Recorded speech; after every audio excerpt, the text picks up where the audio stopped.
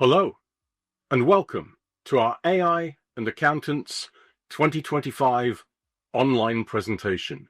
I am David Powell of Chartered Accountants Worldwide Network USA, and for the first half of today's event, we're partnering with Chartered Accountants Ireland. I'm in Boston, Massachusetts, and joining me today are Ian Browne and John Munnelly, based in Dublin, Ireland, Chris Easton in Boston, Massachusetts, and Jannie Wentzel in South Carolina. Today's webinar follows on from last year's Look at AI and Accountants, and today, some 15 months later, we continue that discussion with our focus on accountants and the future of our profession, what is changing, and what we need to prepare for in embracing the opportunities that are changing the way we work. We will discuss specific concerns for accountants and give relatable examples. Our first session, including this introduction, runs for about 90 minutes. It will start with Ian and John from Chartered Accountants Ireland presenting their institute's perspective. Chris will then give a short presentation of some AI solutions he is working on implementing, and Jannie will then moderate a discussion with our presenters and share some examples of his own. For our second session, we will take a short break to change our presenters and switch to some short presentations and a panel discussion for the next 90 minutes. Ryan Clacker will moderate the discussion with a mix of CFOs and practice-based leaders about how AI is impacting them and how they expect it to impact their companies, clients, and customers. In joining this event, you will have been prompted to sign into Slido, which is an app we're using to do Q&A and polls. We will also use details of those who sign in to send out digital badges you can add to your LinkedIn profile if you so choose. You can also reference the badge in attending this event as part of your own CPD activity. You'll see a control panel located at the top right of your screen if you're on a laptop, or at the bottom of the screen if on a mobile device. The panel has tabs for Q&A and polls, and you can enter questions under the Q&A tab. If you see someone ask a question you like, if you like the question, it raises it up the list we are looking at. In both sessions, our moderators will be monitoring this list in deciding what questions to ask our presenters and panelists. We will also make copies of the slides being presented today available after the event and add them to our website when we post the recording, which will be in the next few weeks. During the event, we will be asking polling questions and we'll give you about 20 seconds to answer. If you have any issue with answering the polls, log a comment under Q&A so we can timestamp your participation. For those of you that are US CPAs and have requested CPE credits, answering the polling questions is a requirement to evidence you've attended the event, and you need to respond to at least 4 for each session. We'll try and get CP certificates issued within a few weeks. At the end of the event, as you exit, you will also receive a short survey, and we appreciate your feedback and let us know how we do. To kick things off, let's do our first polling question. And the first polling question is, the skill requirements of an accountant are changing given the impact of technology. The impact on traditional skills is negligible, less than 5% change, minor, 5 to 15%, impactful, 15 to 50%, and significant, 50% plus. Before our first speaker, I was going to recap on what we covered in the last AI and Accountants webinar, but now Chris will touch on this when he does his presentation. It has been 15 months since our last AI Accountants webinar, and a lot has changed. And this continues to change rapidly. So my one learning comment is that how AI is changing our world and the world around us is something we all need to be continually monitoring and be open to what new opportunities arise. And now let's see how we're doing on the poll. Thank you very much. So now let me introduce our first speakers, Ian Browne and John Munnelly, Head of Innovation in Accountancy Education with Chartered Accountants Ireland. Ian is the Director of Education. He leads the strategic transformation of professional education for over 7,000 students. He has overseen a major syllabus relaunch and pioneered the shift to digital assessment. He has also championed the integration of AI-driven adaptive learning technologies into the Institute's curriculum. He is a qualified chartered management accountant and holds an MSc in strategic management. John is responsible for developing the final admitting exams for the Irish Chartered Accounting qualification. He also provides thought leadership in future syllabus development, and John is also a chartered management accountant and has worked in a variety of roles from management accountant to Managing Director. Over to you, Ian and John. Good afternoon, everybody, and thank you for giving us the opportunity to present with you today. So myself and Ian are going to bring you through our perspective on AI, technology, and the profession. And so what I'm going to do, I'm going to speak first. My name is John Munnelly, and then Ian is going to talk later. What I'm going to do is I'm going to bring you on a wide arc talking about technology, and then I'm going to come back into AI. And then what Ian is going to do is Ian is going to tell you about how we have gone and leveraged AI itself in how we are going to educate the next generation of students. So beginning, technology, guys, has been a constant companion for the accounting profession. If you think all the way back to the very first etchings in stone or the advent of the printing press in the 1500s, these have all made a quantum leap forward for financial professionals. Recording economic value, measurements of value. But however, the big change in our more recent history is the advent of spreadsheets. So, for example, VisiCalc was the first successful spreadsheet in 1979. There may have been others before that, but VisiCalc simplified through its user interface how accountants could use spreadsheets for modeling. I come from the Lotus 123 era, so that was my first exposure to spreadsheets, moving from cash ledger books. And then quickly we moved through Quattro Pro into Excel, where Excel has been a constant companion to the accounting profession for the last 35 odd years. Equally, MRP started back in the 1950s, Materials Requirements Planning, which then later on was replaced by Manufacturing Resource Planning, which then morphed itself into Enterprise Resource Planning and then Customer Relationship Management. So the point I'm trying to make here is that technology has been a constant companion with our profession, but all of these tools are assistive in terms of their automation in what they can do, because these are technologies that help us extend human capability. They're rules-based, they require explicit instruction, hence why I call them assistive automative tools. Now, coincidentally, in 1988, the Institute, the Chartered Accountants Ireland, we introduced our first personalized computing course, which ran from 1988 all the way up until 2009, because by 2009 it was thought that Excel was so pervasive that it should be stitched into the fabric of all accountants. However, in the mid to late teens, we saw the emergence of new type technologies. And these technologies we reflected in our own syllabus back in 2018. We saw the advancing role of data analytics, data preparation tools and models. We saw data visualization models. And then we saw these assistive desktop robots in the form of RPA, assisted and unassisted. So back in 2018, we did some syllabus work and we realized that we needed to maybe expose our cohort of students to the variety of technology that was on show.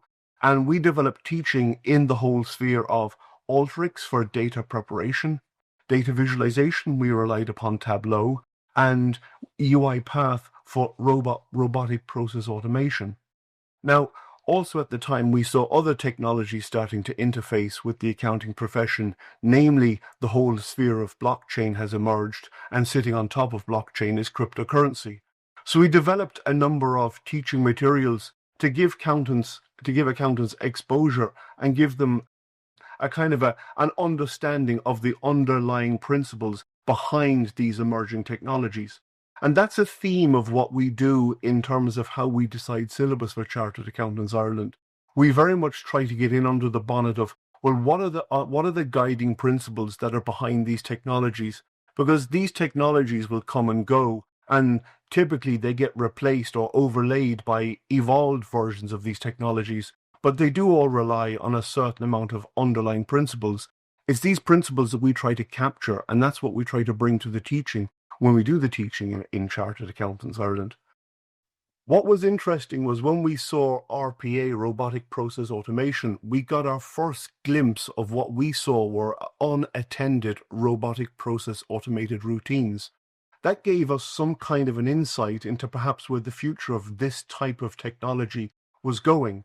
But then, of course, the pandemic of 2020, that kicked in, and that forced us as an institution who traditionally examined our students and taught our students in exam halls and in lecture theatres, and we examined our students in exam halls, that forced us to move online. We successfully built an online examining platform in 2020, which we deployed. And that gave us confidence then to look toward the future as, well, if we rapidly advanced through the pandemic, what else could we do? Thinking about the oncoming wave of technology, because by 2021 and 2022, these large language models were now starting to gain traction with the OpenAI, GPT-2s and 3s, etc. What we went and did was we used a research vehicle. Well, sorry, before I get to that, these tools of transformation that we were talking about, like if we look from the 1980s to the 2010s, we went from spreadsheets to ERP systems. ERP systems are still logical in their flow, and then through to analytics and visualization. But these three sets of technologies, as I said earlier, they're assistive. They're rules-based, they require instruction, and they require supervision because they don't work upon their own. However, we're now reaching an inflection point with what we're seeing with these new technologies that are coming towards us. And I'm going to go back to those new technologies in a moment, and I'm going to describe what I think they are and what we as a profession are doing to prepare our students for them. We started a research project in 2021 and 2022. We used Trinity College's Dublin's Learnovate research vehicle to help us with our research work. We conducted a number of research and the whole number of interviews, and the point of the research was to try and understand what the profession felt about where the profession was going, given the advent of all of these extraneous events that were coming towards the profession, namely technology, number one, but also in Europe, the whole corporate social responsibility directive, the whole advent of sustainability, and accountants' role that might be played in such things. So this research, we formed the basis of the output of these research findings, where we had four elements, four building blocks upon which that we've gone and redesigned our teaching syllabus. Well, first of all, trust and relevance. Having trust in the profession remains a paramount step for the profession, because we have to adapt to the latest thinking and practice. We have to be the profession that is above trust, because all it takes is a small number of actors that can bring down the entirety of the profession. But also the profession needs to respond to the new trends that are facing the profession. There are always something, like accountancy, guys, is what we call an umbrella word. More and more economic type activity seems to be shoved back under its remit. So therefore, we do need to keep abreast of these latest trends that are coming that the profession may have to deal with. The whole area of digitization. Well, as I said, if technology is a constant companion to the accounting profession, well, then we do need a profession that is able to embrace the advances in these technology and to arm our members to become fluent in using these technologies and to be confident to do so. And finally, the humanities. So this is a very interesting area, and this was probably born out of the fact that the promise of these new technologies are so alluring, and in some respects, some people see them as being threatening to the profession. Well then, what do we need to do to ensure that we have higher value thinking skills to be able to ensure that we stay relevant within the accountancy profession? So it's these humanities that we've gone and focused upon. And what we've gone and done is we've gone and developed a set of transversal skills. And we call these versatile cross competencies and disciplines. Basically, every accountant on their own maturity journey, they become respected members of the profession. they gain that breadth and depth of rich experience and emotional intelligence required to do their day jobs. But for us, given the advance of technology that's coming so quickly, we want to try and formalize that into the best thinking practice so that we can teach our students to get to that emotional maturity much, much faster, so that they're able to add those higher competence skills at a much earlier stage in their career. Not saying that they're not, but we're trying to formalize that so that we can get a best outcome for the profession. So what we have gone and done is we've gone and embedded them then in the multidisciplinary qualification model that is the Irish Chartered Accounting qualification. So our qualification is 3 years long, year 1, year 2, and year 3.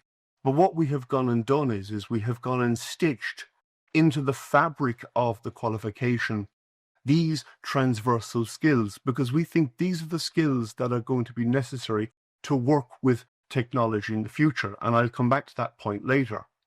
There are 4 pillars of transversal skills that we've gone and developed for our qualification, and we have ordered them around modalities of thought called value thinking, ethical thinking, sustainable thinking, and skepticism.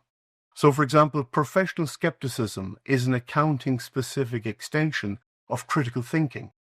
And what we want to do is we want to imbue our students and our members with these skills to allow them to ask higher order questions of and to be able to seek better insights and provide much deeper value for their clients. We're moving from tools that are assistive. Now, the accounting profession is very broad. We have at one end, we have the big professional accounting firms who will always be working with the latest and greatest technologies, all the way down to the single one-man, one-woman operations who advise their clients. So there are many accountants using many different forms of technology. And I actually think that this period, the next 15 to 25 years, with the advance of technology, I think this is an interstitial period whereby tools like Excel and spreadsheets will remain a very, very valid part of the accountant's armory. But however, you might have noticed that when NLP and language models first arrived on our scene about 15 years ago, they disappeared into technology devices like we have Alexas and we have Siris, which are all natural language processing models. We're seeing something very, very similar now with artificial intelligence tools. They're now disappearing and they're reappearing in products that we use. For example, Microsoft has introduced co-pilots. Excel has its own AI, assistive AI there to help people. So what we're going to see is we're going to see this technology manifest itself in different places, but the profession will then use that technology in different ways. There will still be accountants that use spreadsheets. There will be accountants that use nothing more than analytical tools. But there will come a time when these language models become so pervasive and so powerful that they will become what I have called cognitive augmentation tools. And that's because these AI models are going to become sharper technical experts than us humans. They're going to identify deeper patterns in data than we can. These AI tools are going to arrive at their own conclusions, and they will report faster than any human hand. So therefore, on that basis, we need a different set of cognitive skills to be able to partner alongside with these AI tools. And that's what I think these transversal skills are that we're trying to teach. These higher order thinking skills, be that emotional intelligence, be that professional skepticism, be that systems thinking, be that ethical thinking or ethical leadership that we have gone and we have interlaced into our accounting qualification. Because heretofore, whilst these tools were assistive, they are now definitely going to be cognitive going forward. So what I'm going to do now at this point is that's my part of the presentation.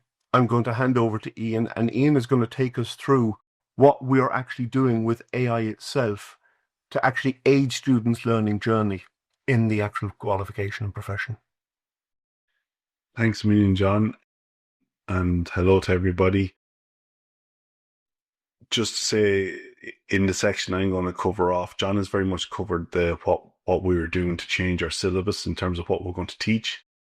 And as part of that, as we overhauled what our syllabus was going to be to have the skills that future accountants needed for the future market, we wanted to have a look at also overhauling the how we teach it. And to do that, we wanted to look at what the latest and best systems that we could get in place. And there was a couple of things driving this as well. Prior to COVID, we would have had all of our learning was in person across multiple centres and across the island of Ireland. It's fair to say, even in the best of days, the attendance might have been poor enough at different times in the year, depending on busy season and all that kind of pieces. So when we looked at this, we were saying that when we moved in COVID to being online predominantly, and then we tried to open back up after COVID to go back to sort of a hybrid piece, we found that it was very low uptake, and other bodies around the world we've spoken to, like, they've had similar experiences. So it was really a case of we needed to, rather than just do a hybrid, we needed to say, look, the people were voting with their feet, we're getting them hard to come back into the classroom. So how could we give them the best quality of education going forward, knowing that they're probably predominantly going to be online rather than in person? And we still do some in-person events, but we wanted to maximize that. So as part of that, we had to use AI to do that. And if we just go to the next slide, as we went through the revolutionary piece, we were going to, our student numbers were growing quite significantly and have over the last sort of decade. Like last year, our new student intake had double-digit growth. So as we grow those numbers, we wanted to ensure that everyone was getting an individualized experience and that we could actually track people's journeys better. So, most people will have like online tools where they can track whether somebody's viewed a video or whatever, but it's very difficult. So in this particular photo, what I say to people is, look, if all we had was not 7,000 students, but we had 6, and 6 have just done an evening with us, either online or in person, doesn't really matter much. Well, our new system that we're moving to, piloted last year, and we're 2/3 of our qualification, we'll have it in the next couple of weeks, does allow us to do that. In fact, if we had those 6 students just after sitting the module, and there could be 7,000 students, we can understand straight away with our analytics tools after the particular session, down to the learning objective in each part of the content, what they've actually struggled with and what they need help with and assistance. Now, to do that, so if we just go on to the next, to get to that system, you have to have a complete learning ecosystem. So it has to be all encompassing. And we went out to market to try find such a system. And we thought back about 3 years ago when we first started this search after the research for Project Athena that John spoke about. We actually thought we'd need about 5 different systems to get linked together to do that. But we actually ended up finding one system, Area 9 Lyceum, that we've partnered with, that does full adaptive learning for our students, but also takes care of our training diary, our digitized textbooks, all our learning content, and tracks everyone's adaptive journey and is dynamically updating itself using AI algorithms every 30 seconds to each individual learner's needs. How does it do that? So if we just skip to the next one, John, please. We had to use Gen AI to make this possible, because to do it on scale for a 3-year qualification like ourselves or any other professional qualification, without the use of Gen AI, we had calculated that it would cost somewhere in the region of about 10 million euros and 10 years to do our syllabus, where we would meta tag by humans each effective sentence of content that we have, linking it and meta tagging it back to a learning objective, and then having to create the linkages and the probes in all of that content so that it all links seamlessly together. So, for example, and if we just go to the next slide, please, the system will constantly probe the students' abilities throughout their learning to see how content that they're good at or not. And if they're struggling with certain content, point them back to additional supports and content that will help them. Or if they're actually doing quite well at a particular subject, would skip them on to the next subject so they get bored. The key point of doing all of that is to keep students in optimal flow for as long as they possibly can to get the maximum of a learning block. So if we take traditional learning, optimal flow tends to be over a period of an hour, about 15 minutes of optimal flow learning. Whereas with this adaptive, highly engaged model with probe questions and constantly assessing the candidate's ability, and the purpose of the system is to get everyone across the system, regardless of their ability levels or how they learn best, is to get them to 100% competency across all of our learning objectives in our syllabus, and then they're prepared to take the exam. So there's a significant amount of content gets created, and with that, people stay in optimal flow of learning. If it's a 1 hour block, somewhere from our experience in the pilot, somewhere more closer to 40 minutes.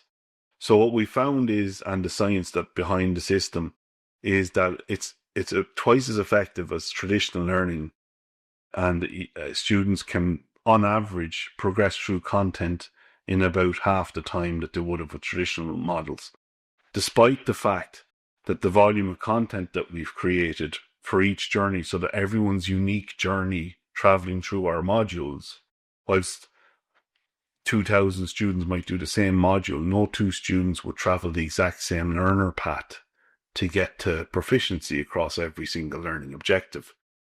So there's a significant amount of content that comes with that, and content curation. So all of the Gen AI is creating is helping us create some of the probes, but also the meta tagging. It is really important, because I've given this presentation before and it tends to come up, so you've got rid of all your subject matter experts out of the system. The facts are, it's quite the opposite. So what's occurring here is we've far more content to be curated by subject matter experts. So what we found is we've actually require far more subject matter experts to make sure that we polish the stone of our learning materials to be the best they can be. Also, what we find now in real time with our real-time reporting is we're able to actually see, is there particular content as students hit it that they're struggling with as groups or cohorts. And maybe that's because we need to look back at the content we have either in our textbook or our video content or our learning content or slides or a pro question, and actually go back and revise those so that the next candidate cohorts that hit that particular content don't encounter the problems that they had before. So effectively, not alone for the first time in our history, say if we've 2,000 candidates taking a particular module, they're actually also helping as our QA on our content as well. And we've full analytics around that. So if we just skip forward to the next one, John. Another thing that we're bringing in is our virtual tutor.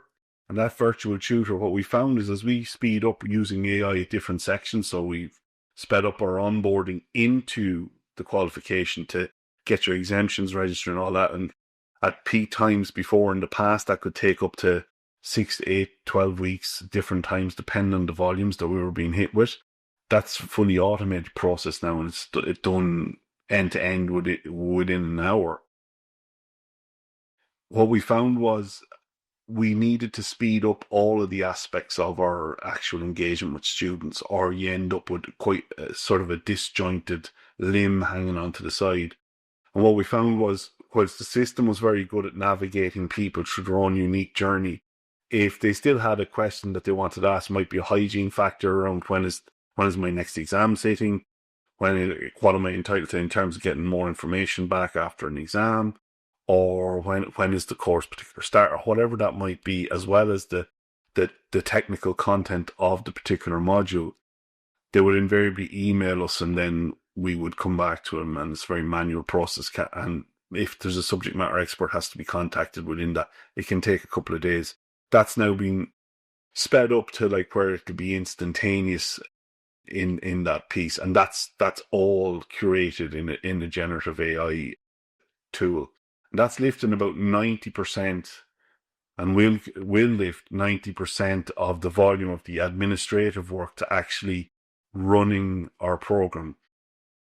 The good news is, well, we kind of need that to happen, because we need that head count resource reallocated to the uplift that's required in the actual SME work. So what you'll see now is that our offering will have more time and focus and resource put into it to make it more refined and better, and a better learning experience, rather than just doing the grind of administrative work that doesn't really add front-end value to our offering. So if you just very quickly, John, then I can kind of bound through the last few bits. So the good thing is, this creates personalized learning pathways for everyone, and it adapts to their own learning needs. It gives the students their own feedback. It gives our training firms real-time feedback too on each of their trainees, so that if you're a major firm and you've maybe a couple of hundred trainees with us, you can see at any one time a dynamic dashboard that will actually tell you, here's all my trainees, and of them, these are the ones that are struggling with these particular learning outcomes, so that they can also put some in-house resources and help around, and that we can also then tailor our pastoral care to those particular candidates, and tailor some of our live webinar sessions to their individual needs. The personalized learning pathways are regenerated every 30 seconds. So to give you an idea, the system's also dynamically changing. If you did a burst of work because you had some spare time and you worked really hard in a particular module for all of this week, but then you disappeared because you were sent away on a particular audit for the next 2 weeks and you hadn't had any time to engage with our learning system, the system is dynamically every 30 seconds changing the revision cards that you might need if you came back, to get you back to proficiency as quickly as it can. It's also very scalable in terms of it allows us to give that one-to-one learning experience for every individual learner, even though we have over 7,000 students. So next slide, John, please. The benefits we're finding is that we've increased engagement, enhanced knowledge retention. So the quality of the learning we've seen in our pilot has been significantly good. I can give some stats on that in terms of, like we saw in one of the subjects where the improved engagement was around people, when they did stay in, they found it addictive, more intensive, but addictive. They kind of stayed in learning for an hour and then stayed on for an extra little bit at the end. They tended wanted to keep going throughout the system. They progressed faster through our modules than they had traditionally. And also, on average, the average student, in around 50-60% of the traditional time they might have taken to reach competency for the learning. That knowledge retention, what we found, was really, really strong. So when we got them to students that had traditionally struggled in certain areas in certain exams, we found in our pilot that they, not alone were they actually answering those sections incredibly well, they were doing it incredibly fast, because we can time how long they spent on a particular question in our exam platform. And that was really reassuring. So what it almost was doing was creating these neural pathways of specific types of learning for specific learning objectives, which is great. Target instruction is where we're also going to be subdividing all of our work, revision work and live webinars around having students being motivated because they rock up to a particular revision day that's targeted towards the things that they've actually struggled with, as opposed to traditional learning day. If you've revision day 2,000 people and they're getting almost a sheep dipping because these are the 5 big ticket items we think you're probably going to struggle with, but maybe I knew half of that. That's very demotivating then for somebody to come back to the next revision session, because I give up a day or I give up a half a day on a Saturday to do a revision session and only half it was relevant to me. So that's a big benefit that we're seeing. Next one, John. And then look, just to say, without the use of generative AI, in augmenting, as John pointed out earlier, augmenting more subject matter experts, we wouldn't be able to do this at the speed and pace we're doing it at and seeing the successes that we're having with our students. I will also say that our feedback on our adaptive learning modules versus our traditional modules that were side by side last year in our pilot, the adaptive learning piece, whilst they learned better than they had before, they had a better experience, and they were also much happier and more content as a student body. And the firms also like the fact that it's kind of dynamic and that they'll be able to get live dashboards throughout the year and monitor somebody's progression rather than waiting until the end of a term where the terminal exam produced a result and we go, oh, little Johnny struggled with that and we didn't really know until they failed the exam. So thank you on that, and I'm happy to hand it back to the chair. Thank you, John and Ian. And now it's time for our second poll. Second poll is about AI's impact on audit and accounting, and will it be significantly change our profession? And is it already happening by 2027, by 2030, or after 2030, or not at all? While you're answering, I'd like to share that we did receive a lot of questions from members of this audience when you registered. These have all been shared with our presenters, and many should be addressed during this event. Now let me introduce our second speaker, Chris Easton, our former CAW Network USA president. Chris is a global business leader and game changer. He has been a pioneer and early adopter of enterprise software technologies and platforms, including AI, blockchain, RPA, Internet of Things, Software as a Service, ERP, BPM, cloud, and mobile.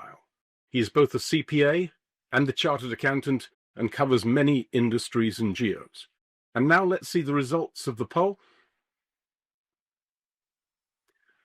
And it looks like many of you think it's already happening. And with that, Chris, I'm going to pass to you. Thank you, David. Just going to share my screen here.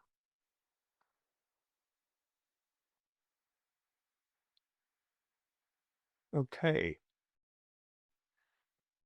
So today I'm going to focus on what's happening now, what's possible now. So a little bit more on the practical side, a little bit more hands-on, getting down into some of the technologies that are available, and just to give you an update on that. So this session is focused on our experience of building a real-world AI-first application in a specific industry. So without further ado, what I want to cover today is a little bit of a, as David mentioned, a little bit of a timeline update from our last session 15 months ago. What has actually happened? Dive into some terminology, including vertical AI. What does it mean? Then diving into an example of how we built a real-world application of this of the technology and the technology used to build it. So 15 months ago, when we gave you the last update, generative AI had gone mainstream, and ChatGPT was leading the way. It pulled the rest of the industry along, and really democratized the introduction to this technology to the world. Business use of AI, particularly large language models or LLMs, was just starting to mature with some basic reasoning acting patterns, and this is basically at our last update. But by the end of Q2 2024, single agent linked by a chain of thought orchestration framework had started to emerge to start to build what became known as agentic AI. And that term started to become mainstream somewhere around end of Q2. And this is really focused on more of a business application rather than a generative application.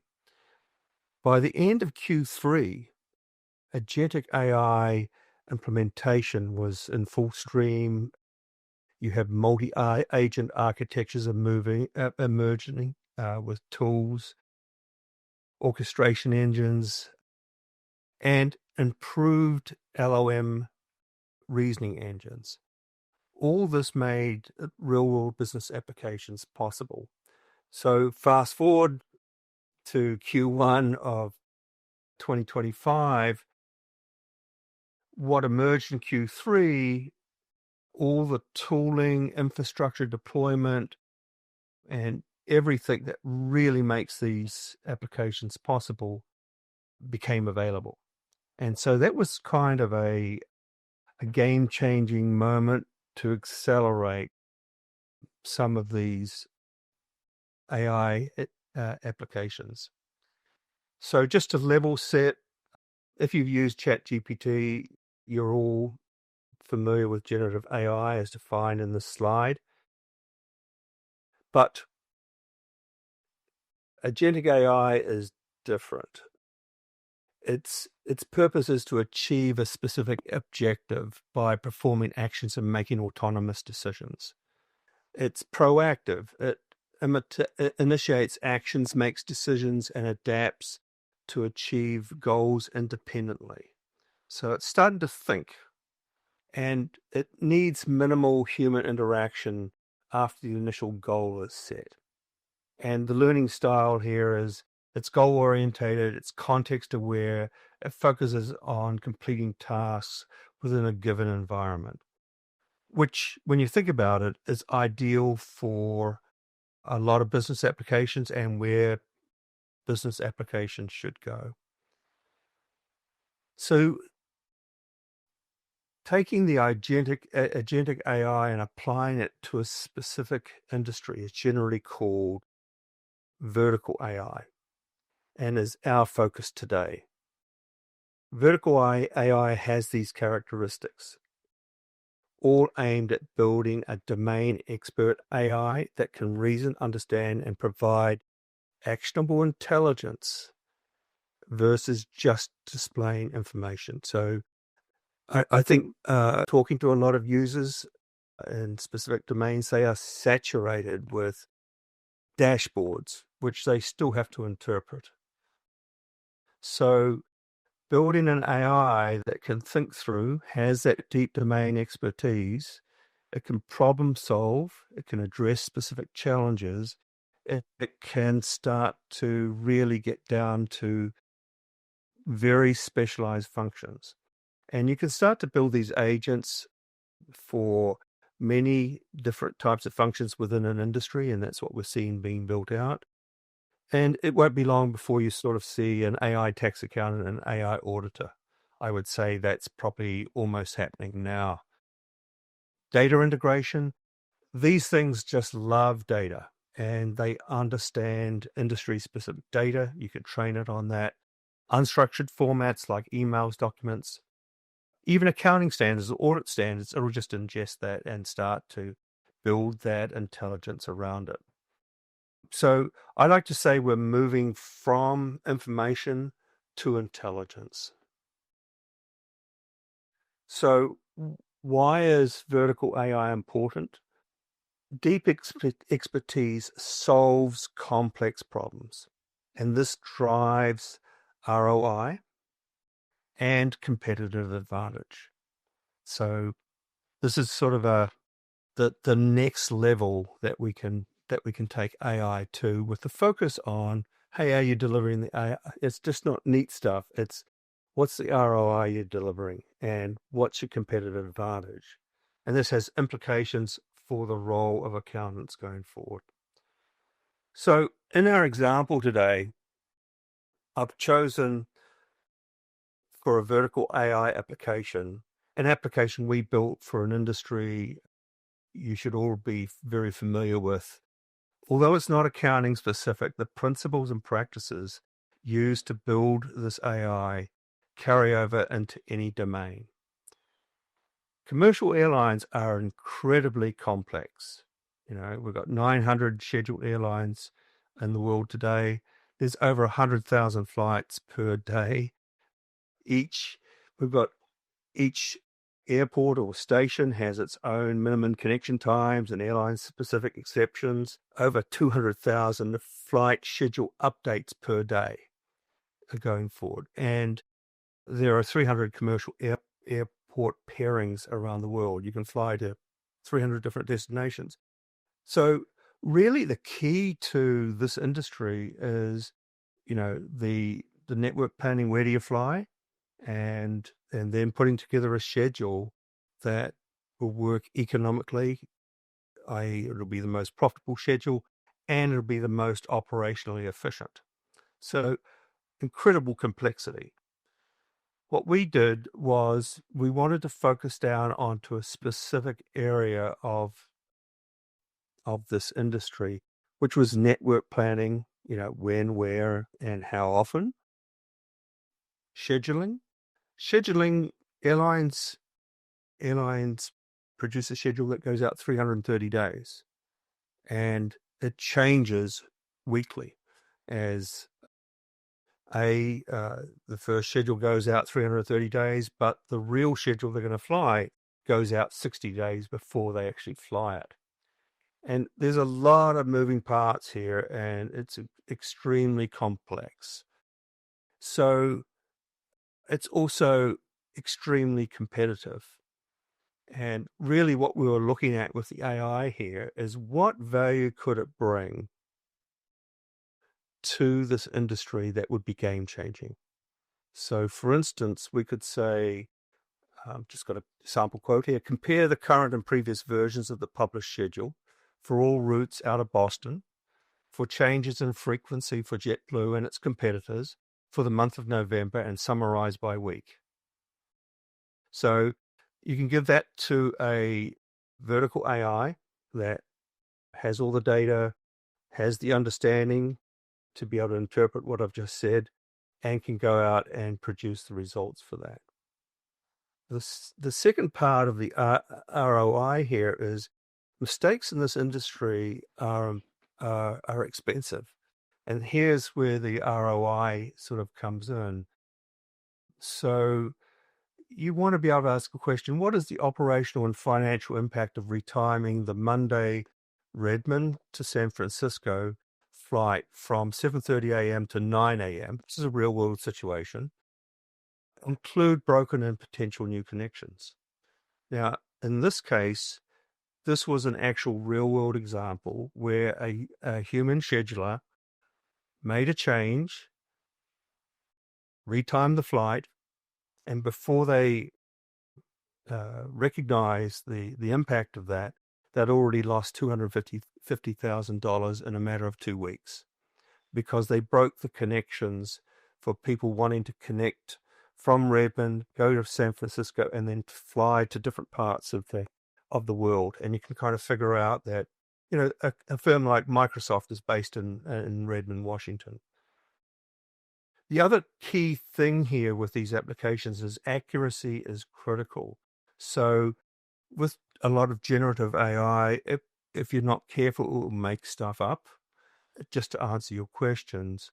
But you need to have accurate information and no hallucinations. So all of these things apply to the accounting profession and specific things within this industry.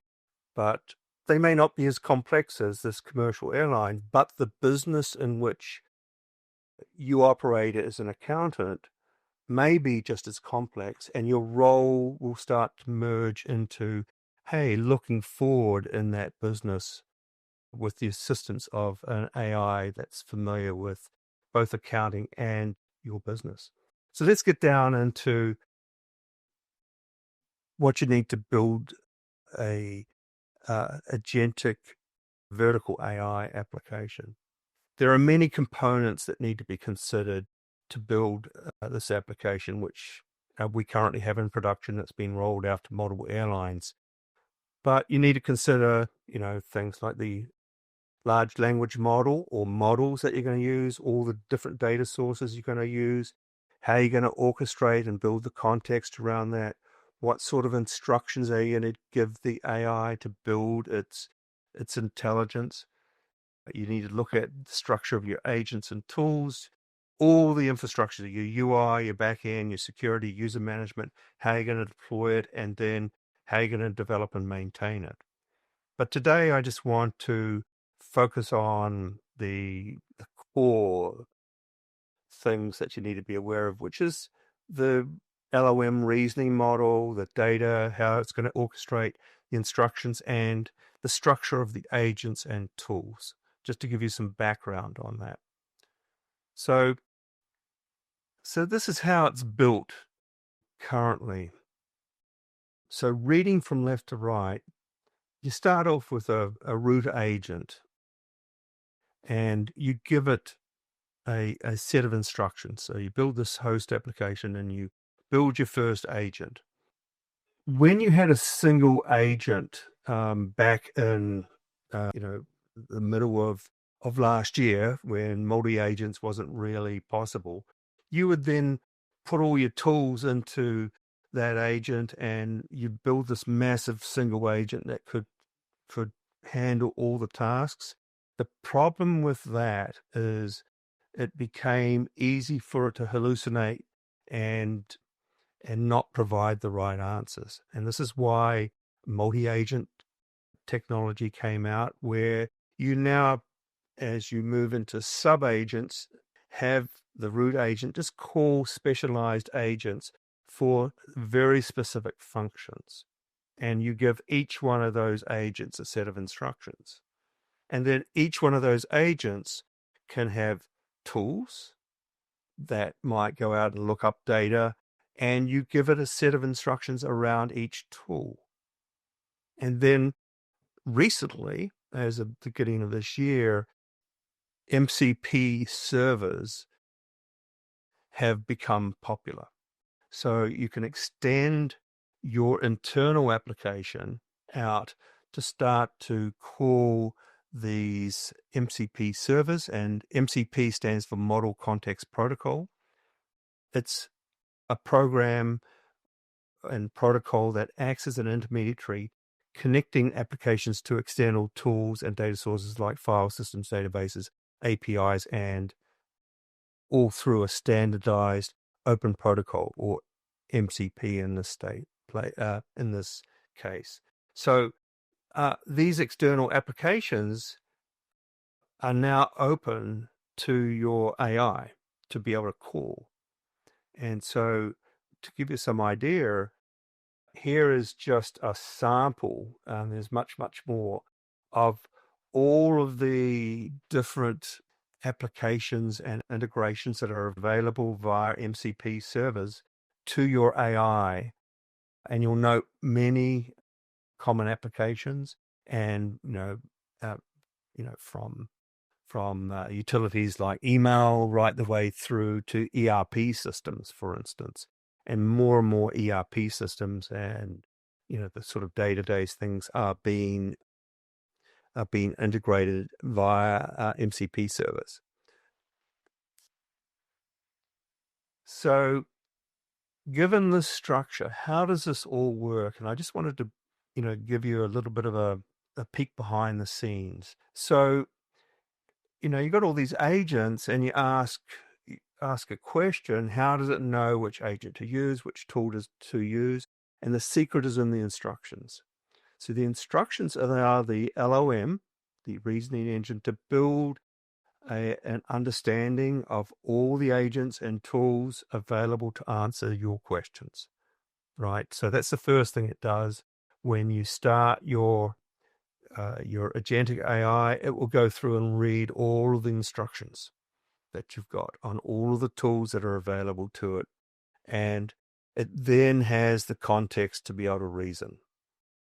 And based on your question, it will, on its own, select the tools, summarize the results, reason, using additional tools if it needs to, and it'll even reason through how to format the results. So it's, it appears like magic, but, behind the scenes, your subject matter expert is really building this domain knowledge out as a set of instructions, and then really leaving the AI to figure it all out and make the decisions. So you do not instruct the LLM specifically what to do. That's a supervised model. You basically put the instructions in place so it can reason and make unsupervised decisions. And this allows additional tools and agents to be added at any time. And remember, you're trying to build intelligence here, and this is the way you do it. There are certain keywords so it behaves properly.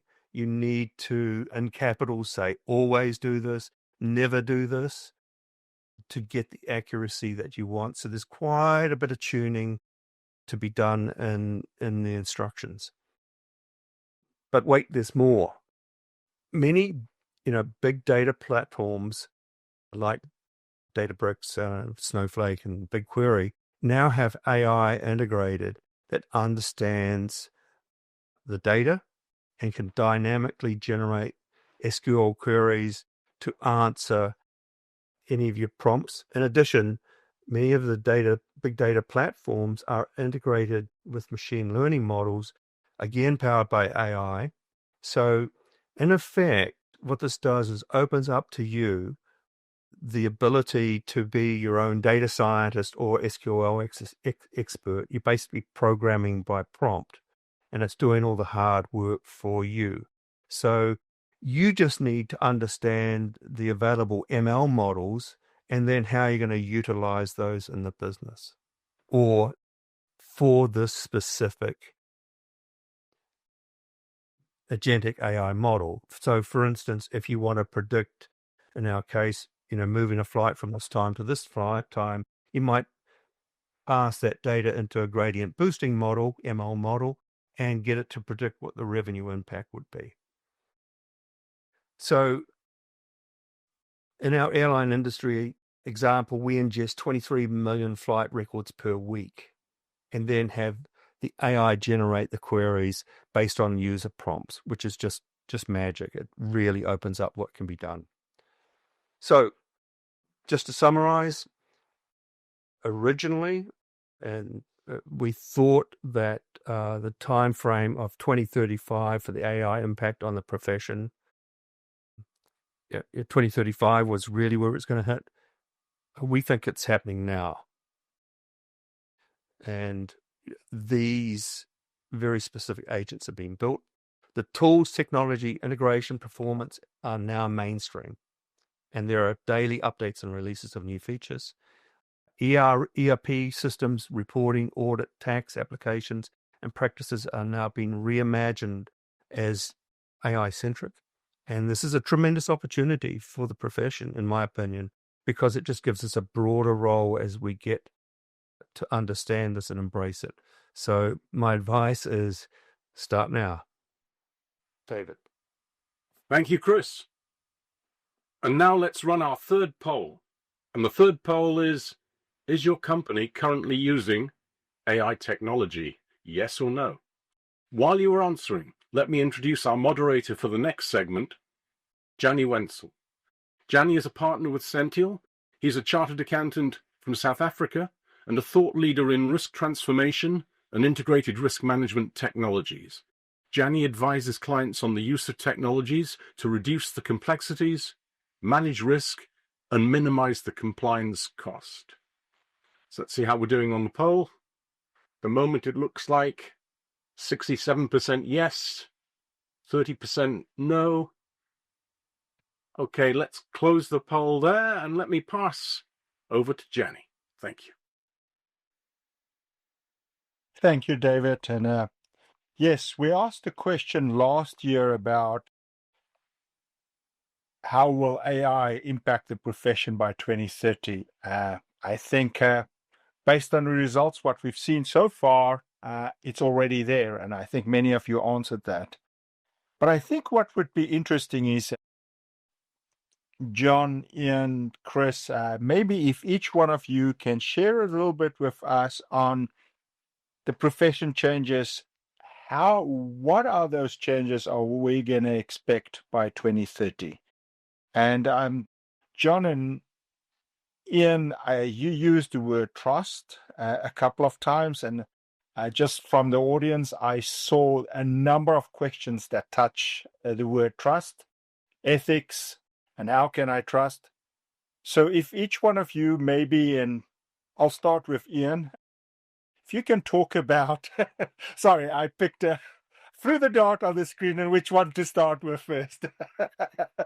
And spend 30 seconds on the changes to the profession, but maybe talk about the ethics and trust as well as you talk about that.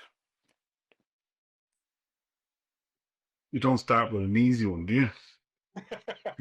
Like, let me take out the crystal ball. Well, look, what I will say is, having been talking to a lot of the different firms in the space, there are tools being built. There's no doubt about that. There are a lot of people using AI in the profession right now. However, to say that it's in an extremely sophisticated state at this stage, and like we're using it in a significant way in our institute, but there isn't global mass uptake on this thing. This is like literally, it's we're at the bleeding edge of this. Like, by the time this becomes more mainstream, and I know there's an accelerant in terms of where we are in with AI, but like the humans need to accept and come on the journey with the process. And like we were taught when we were doing projects, and don't want to steal any of John's thunder, but we were talking to some of the financial heads of Silicon Valley back 4 or 5 years ago, and they said that they had some of the greatest automations and tech stuff 10, 15 years ago that they built for in-house stuff because they were tech giants that just weren't being utilized because the humans in the system either weren't trained to be aware of what the systems that the tech people had built for them could do, so and didn't have the intellectual curiosity to go and find out. So I think it's the human element of this will be the harder thing to bring along. And funny enough, I think the tech side of it will be actually an easy enough piece. That said, in Ireland in particular, I think we're not seeing just yet mass uptake in terms of all the major firms, in terms of something that's like suddenly going to change their graduate intake. Now, however, that time horizon is going to happen, and it's not right now. It's a year or two out, and I know in different jurisdictions it's at different stages. John, you want to add to that? What if I put out here for a start over 10? Isn't all AI at its heart completely unethical? Because it's gone and trained itself on everybody's human intellectual property and capital. So therefore, from a trust perspective, do we have a fundamental problem with AI, given on where it's come from in terms of its training? But having said that, as accountants, we will have to extend the sphere of what we assure. And like, as a profession, we're going to have to satisfy ourselves that these tools that we're going to use can stand up to scrutiny, because the whole notion of these neural network layers and all of these machine learning tools that are modeled upon the neural connections in the human brain, you know, how that's like a magic black box. And how do you satisfy yourself that it walks like a duck, it quacks like a duck, and it talks like a duck? I think those are things that we're going to have to wrestle with. And in fairness, the regulators are going to have to wrestle with us on that journey. I think that's very insightful, John. Chris? I look at it a little bit more hands-on technical. So this latest generation of large language models, and there are many of them, have all been trained differently. So typically for, if you're looking at, say you want an AI auditor, right, function, you're going to build an AI audit specific product, and it's going to be an expert on auditing in Ireland, for instance. You would choose a large language model which has the reasoning capabilities that you want. You would adjust the heat index of that model appropriately, and you would give it the appropriate instructions. You would give it all of the accounting standards for Ireland, the international ones and the reporting ones, and basically feed all of the industry-specific knowledge into that and give it the instructions on how to use that. So you have complete control over that AI auditor to perform a compliant audit in Ireland, right? And that's where it's going to go. That what you do with the large language models is you really want to use it for the reasoning ability. And as long as it reasons accurately and gives the right results, you don't have a problem. And we specifically restrict it going out to the internet and, going out and using any internet content to reason through, because it's not accurate, it's not verified. So you really want to have something that's built by a trusted authority in that domain. And I think that's where the institutes come into play, to really say, okay, this is what it, as you look at what it's been trained on, that's current, that's accurate. And that is something that, we're looking at today to build these things, right? We've got plans for many different accounting functions that will be trained specifically in a domain within a country. And, I think this is where you can really have control over what it does and get the quality that you want. And that's a big thing. That's what I meant by the airline industry. Accuracy matters, right? And if it's not accurate, they don't trust it, to your point about humans. And you really got to build that trust that it's giving them accurate answers. And that means no hallucinations, and it's trusted at that point. So that's sort of probably the biggest thing beyond the technology that we've found building this application, is making sure it gives accurate answers, that the professionals that are using it begin to trust it. Saves them time.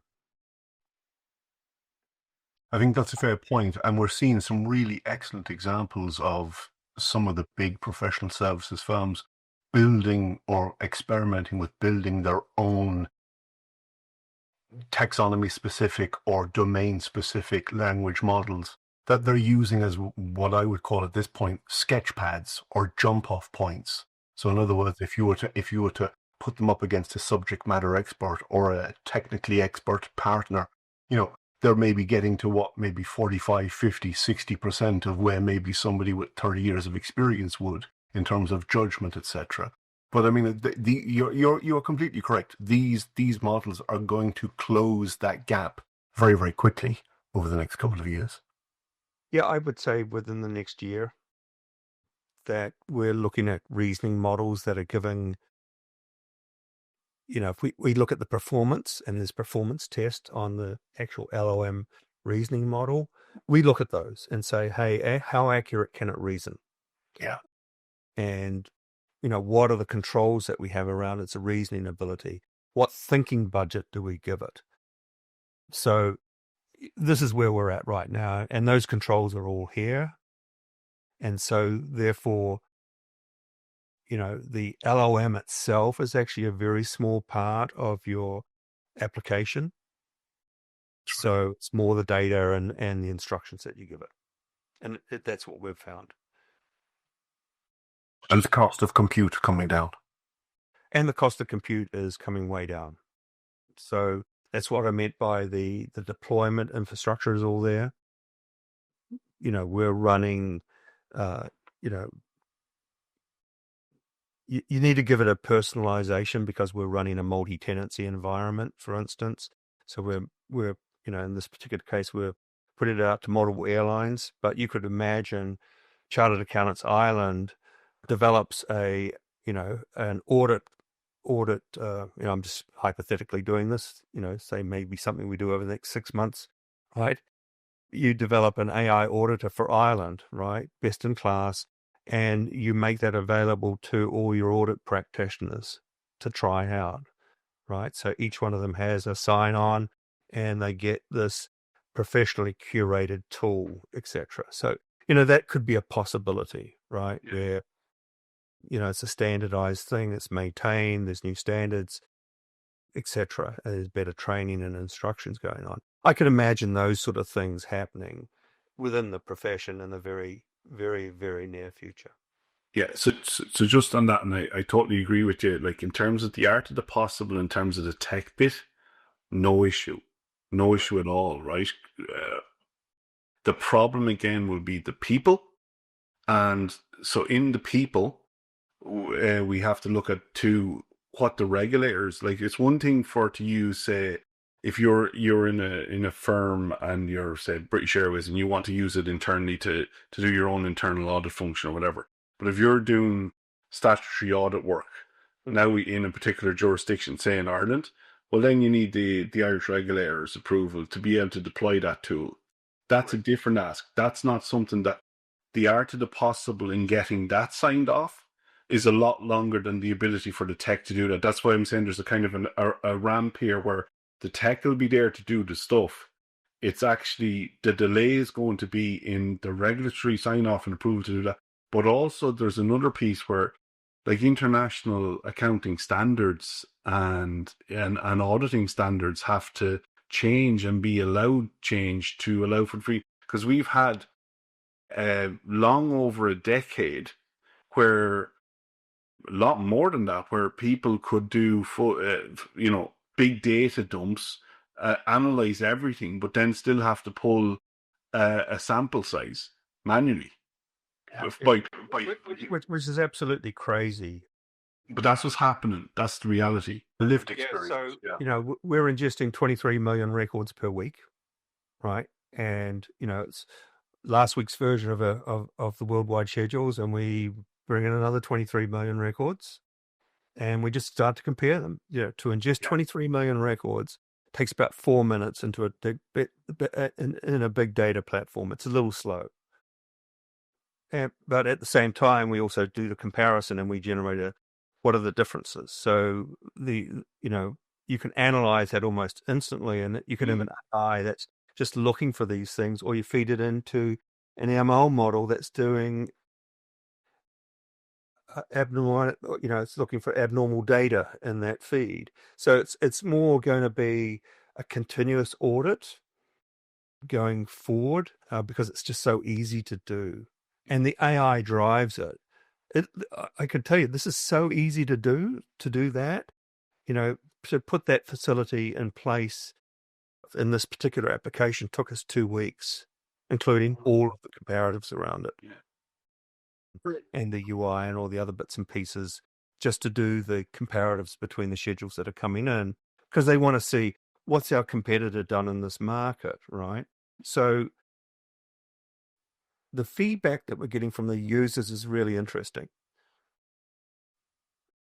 One of them wanted to be able to do, hey, what are my competitors doing? Have they added new flights? Does that give us a competitive advantage because they've just dropped out of a market?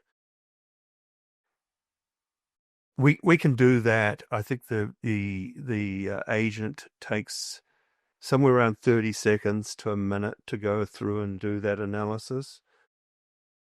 He was blown away. He just said, that takes me close to a day and a half, right? So that's where I think you're going to get better quality things. And, looking forward, I know we've gone way over time, Jannie, but stop us. Looking forward, I think the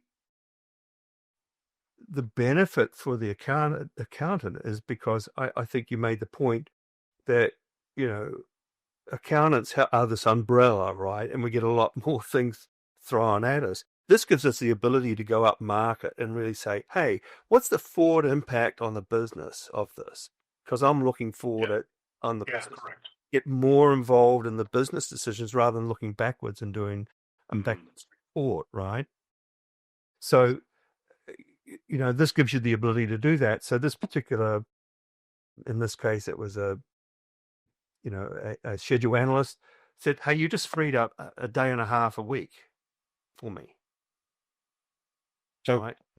Chris, I think based on what I've heard from you, John and Ian, it is about people is going to be the biggest challenge on adopting it.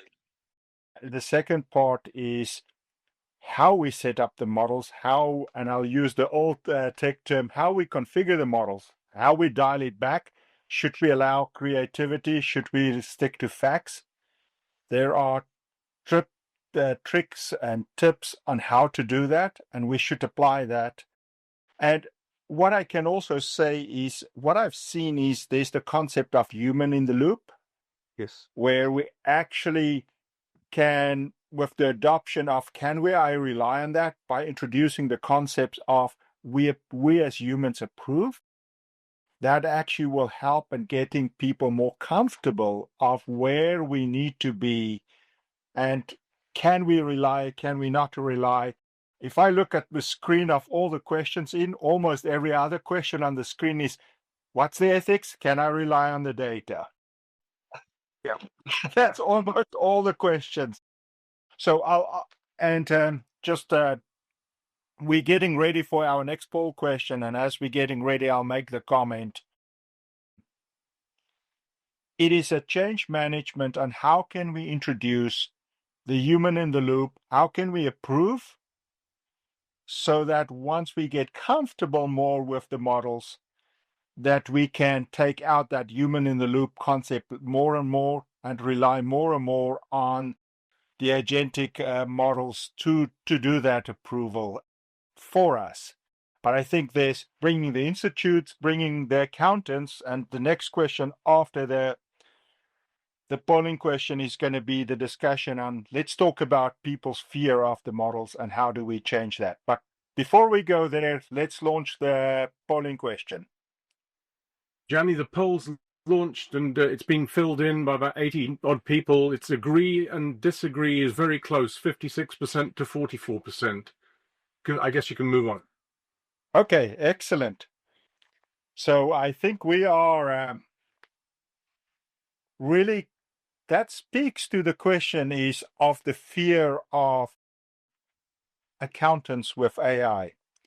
And I'll start off this question or comment is I've attended in the last year a number of conferences where hearing on how business is starting to adopt AI and utilizing AI to enhance business, but then listening to accountants, auditors on how are they applying it and using AI, and almost everyone said, don't rely on the results, don't do this.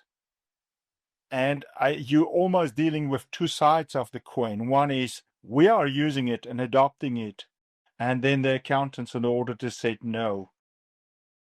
And John, if I could start with you, your reaction, thoughts on that comment. Yeah, there is healthy fear. There is healthy skepticism, as there should be. I mean, like any accountant worth their salt should exercise that professional skepticism that I referred to earlier on. But if I can say to you that, Excel was quite, the introduction of spreadsheets was quite the quantum leap forward from manually balancing old-fashioned cash books.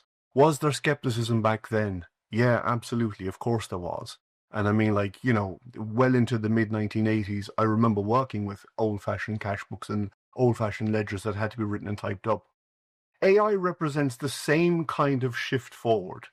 I'm like, sure, we are right to be skeptical, but if you look at the trajectory, if you look at the way that these tools are now starting to embed themselves into the everyday fabric of how we live our lives, and how the accountants now actually work with these tools, and remember, we've got a big suite of tools. Like if you just took Microsoft Office now, being brand agnostic, but if you take the suite of Office tools that's available to you, Word documents, PowerPoint documents, Excel, they all now have these AI models infused into them. And to be fair, a large cohort of people are starting to use these tools and models. So therefore, I think people's fear will start to ease. You can see by going into something like a GPT model and just deciding that, okay, I'm going to upload my annual accounts from my privately held company into an open GPT and get to analyze it. Exactly. Chris is rightly shuddering in shock, because he should. Because, what's that going to do? And that's the trust thing. But as we evolve, as accountants get more confident with these tools, I think that fear will lessen. But you see, education remains relevant. It behoves us as a profession to try and develop, which is what we are trying to do. We are trying to develop these higher cognitive skills to give professionals the absolute confidence and ability in their own cognitive faculties to ask the right questions of these tools. And we will succeed in doing that, well, then these things will truly become augmentative rather than being something us v them. There you go. Chris, you want to add color to that? I think valid points. So when we talk to our customers, we need to assure them about the privacy, for instance, aspect. And so we build that in straight off, right? So you need to be able to pass an audit on that to, a SOC compliant audit, for instance. So yeah, we build that into the application. That's one of those boxes on the infrastructure that's just not AI and ChatGPT. So that's kind of, I kind of equate ChatGPT that's open to the public as totally untrustworthy. It's the Wild West. It's what it is. It's a generative AI.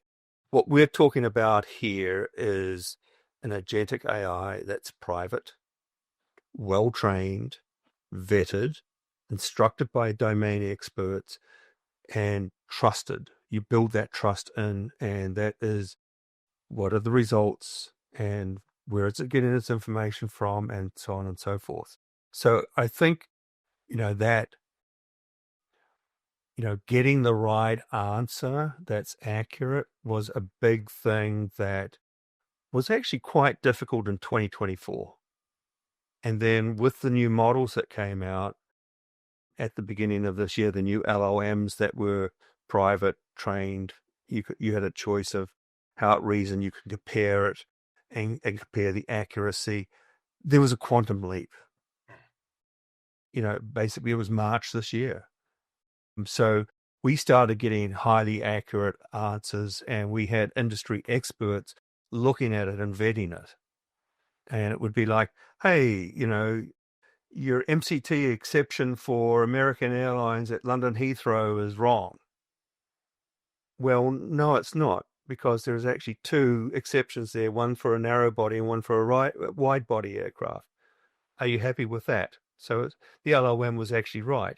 So after you go through many of those iterations over months, they start to trust it.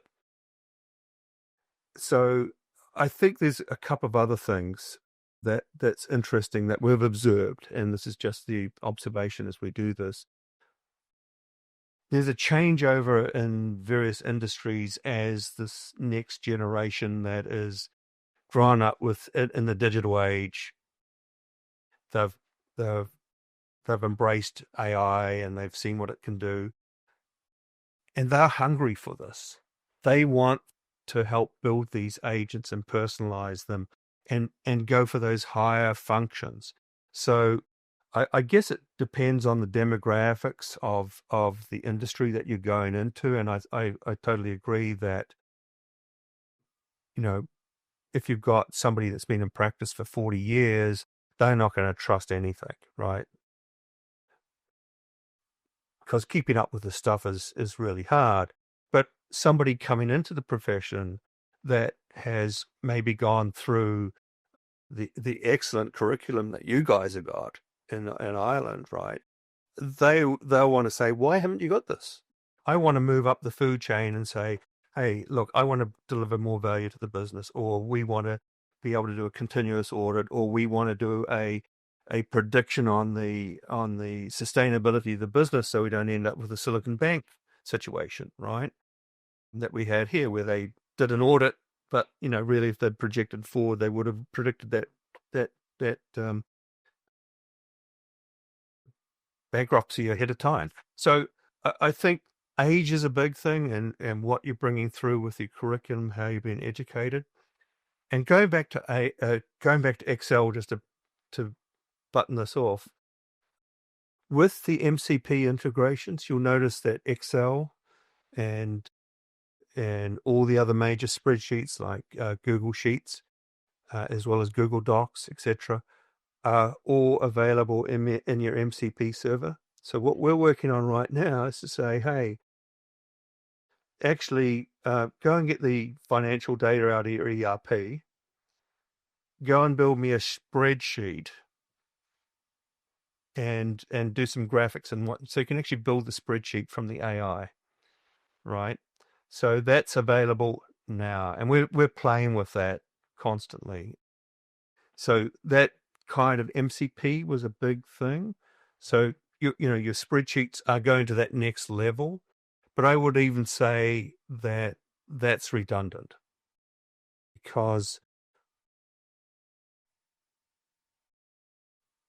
just displaying data in a report, I think is going to be redundant, right? So if I'm on the board of directors of something, I want to be able to ask the AI and say, hey, are we SOX compliant? What's my risk, right? Has there been a continuous audit of the accounts done, and what are the controls around that?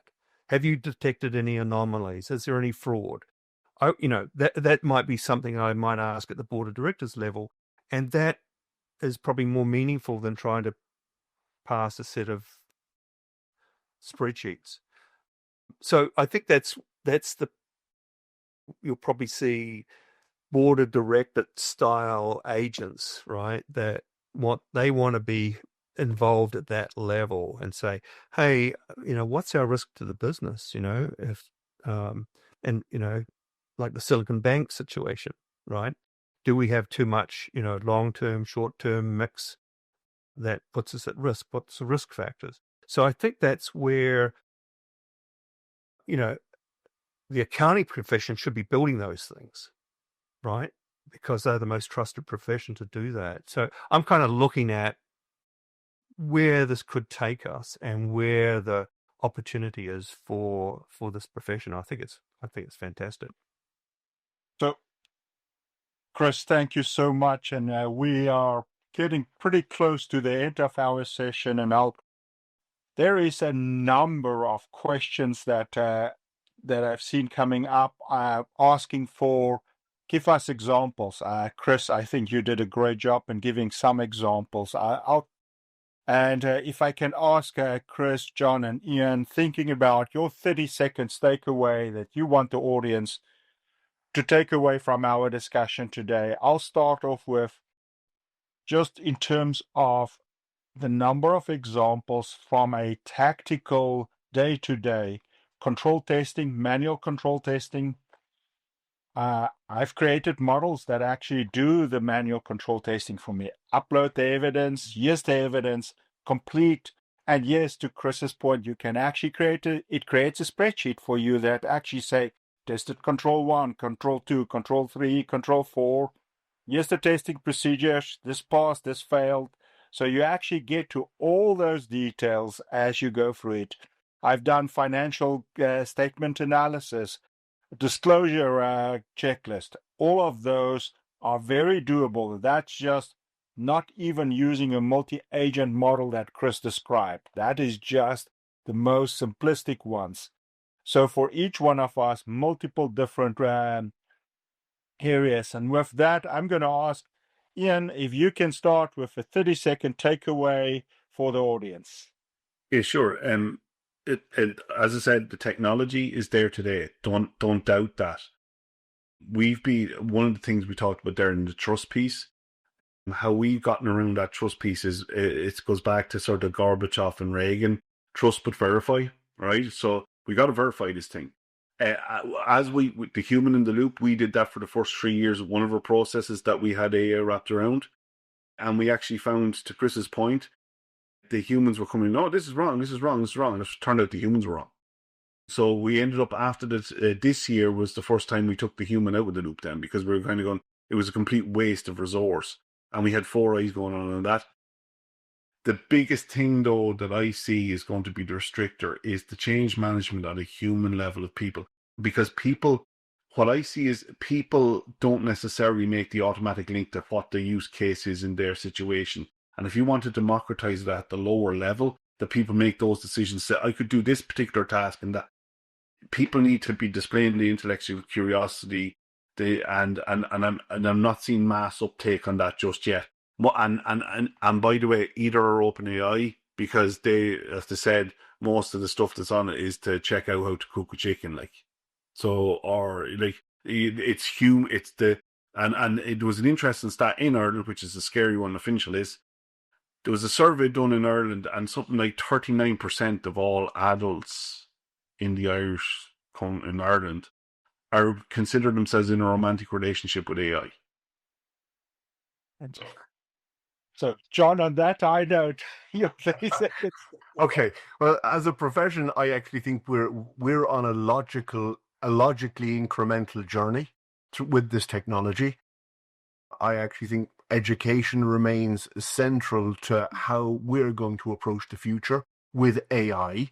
I believe we're on the right track with what we're doing with these transversal skills, trying to develop this higher order thinking across a body of financial professionals at an earlier stage to grow into a maturity at a much faster stage as well.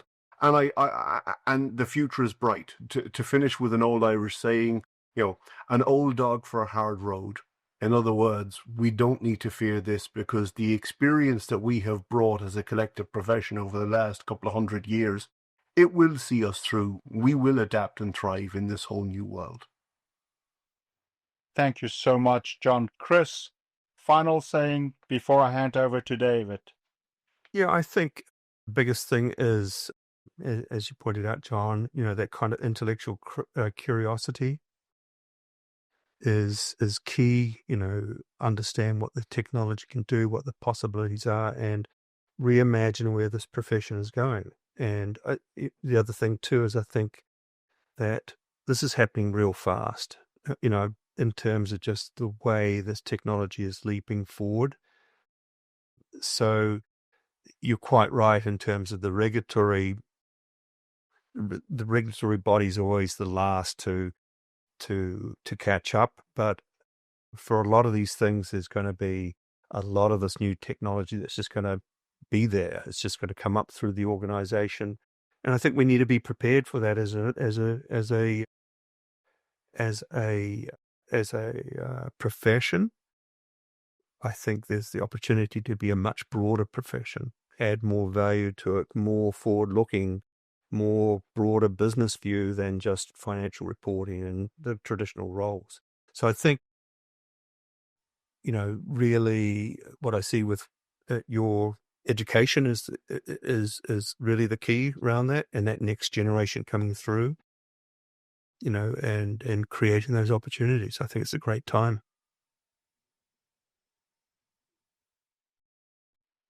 Thank you so much, Chris, John, Ian. I really appreciate. I think we could have gone on for a lot longer on the discussion. David, over to you.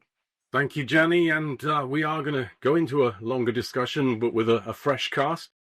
Please launch the poll, Ian, the final one. Let people respond to that. It's a yes or no answer, so you should be able to do it quickly. So let me say thank you to Jannie, thank you to Chris, thank you to Ian, thank you to John, and also thank you to you, our attendees. Next up, we have our second half of our event, featuring a panel discussion and some short presentations from senior leaders in finance and accounting. Stay tuned and we'll be back in 3 or 4 minutes. Thank you.